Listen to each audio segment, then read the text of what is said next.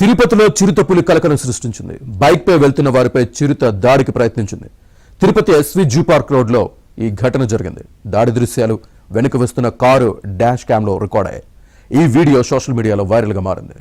తిరుపతిలో చిరుతపులి కలకలానికి సంబంధించి పూర్తి సమాచారాన్ని మా కరెస్పాండెంట్ దినేష్ అందిస్తారు. దినేష్, శ్రీనివాసం, మొత్తం మీద చిరుత బైక్ లో వెళ్తున్న వారి పైన జూ పార్క్ రోడ్ లో దాడి చేయడం అనేది సోషల్ మీడియాలో తీవ్రంగా వైరల్ అయింది. ఒక్కసారిగా భయాందోళనకు గురయ్యే పరిస్థితి నిన్న అర్ధరాత్రి ఈ సంఘటన చోటు చేసుకుంది.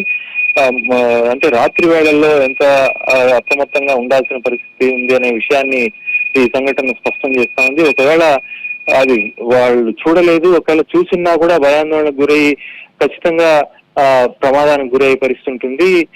పైగా హెల్మెట్లు కూడా లేదు. దీంట్లో వాళ్ళు కనుక ఏమాత్రం పానిక్ అయినా కూడా బైక్ ని స్పీడ్ గా తోలున్నా పోయి ప్రమాదానికి గురై ఉంటారు. మరోవైపు ఒకవేళ చిరుత దాడిలో గాయపడినా కూడా ఏం జరిగి ఉండేది అనేది ఊహించలేని పరిస్థితి. గతంలో కూడా నడకదారి మార్గంలో చిరుత ఒక బిడ్డని తీసుకెళ్లి చేయడం కూడా జరిగింది.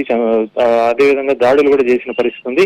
ఈ నేపథ్యంలో ఈ చాలా సంవత్సరాలుగా ఈ యొక్క చిరుతల సంచారం ఉన్నప్పటికీ మనుషులపైన దాడి చేసిన సంఘటన, అది పెద్దవాళ్లపైన దాడి చేసే పరిస్థితి ఉండదని అటవీ శాఖ అధికారులు చెప్తూ వస్తున్నారు. అందుకు భిన్నంగా బైక్ పైన దాడి చేయడం కొన్ని క్షణాల్లో అది రికార్డ్ అయింది కాబట్టి, కారులో వెనకాల వస్తున్నటువంటి వాళ్ళల్లో రికార్డ్ చేసే కెమెరా ఉంది కాబట్టి అది రికార్డ్ అయింది.